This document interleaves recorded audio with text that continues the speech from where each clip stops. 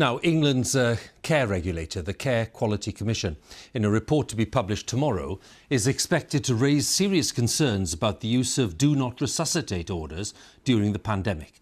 Families and charities say that the orders, which can deny people potentially life-saving care, have been wrongly placed on elderly and disabled people over the past year at unprecedented rates. Our social affairs correspondent, Michael Buchanan, has been hearing the experiences of one family. She was just lovely in every sense.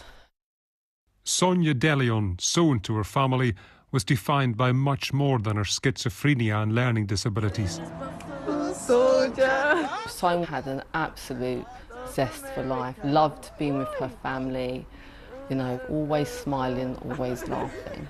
Sonia has got the moves. She's got the moves. But when the 58-year-old went to hospital last April, her lifelong conditions influenced her care. Initially admitted with a fever and respiratory problems, she tested positive for COVID, and a Do Not Resuscitate order was placed in her medical notes. We'd had no consultation.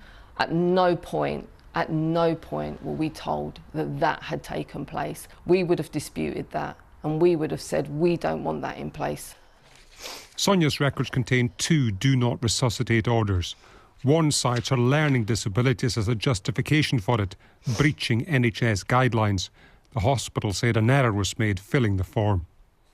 Absolutely, I felt like Sonia was totally written off. She was dehumanised and, you know, her life wasn't of value. I just thought it was just morally and ethically reprehensible. It just shocked me to the core. Sonia De Leon was in and out of Southend University Hospital throughout April. She died at the end of the month from a heart attack.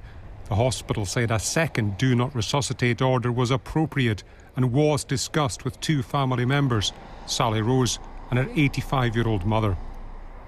I can't describe the love that my mum has for Sonia. Mum's been waiting to hear your voice. There is no way that she would agree to that being put in place. Absolutely no way at all. The pandemic has exposed the vulnerability of people with learning disabilities.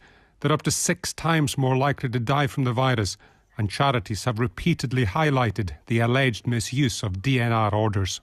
We see kind of boxes ticked. We see maybe when a conversation hasn't happened but a box has been ticked. We see issues like learning disability or non-verbal as a reason for a Do Not Resuscitate order. That's discrimination. An external review of Sonia De Leon's hospital care found it fell short of expected good practice, a conclusion her family had long reached. You know, everyone was sort of like not so... Yeah, I can't tell you how much, you know, we miss her.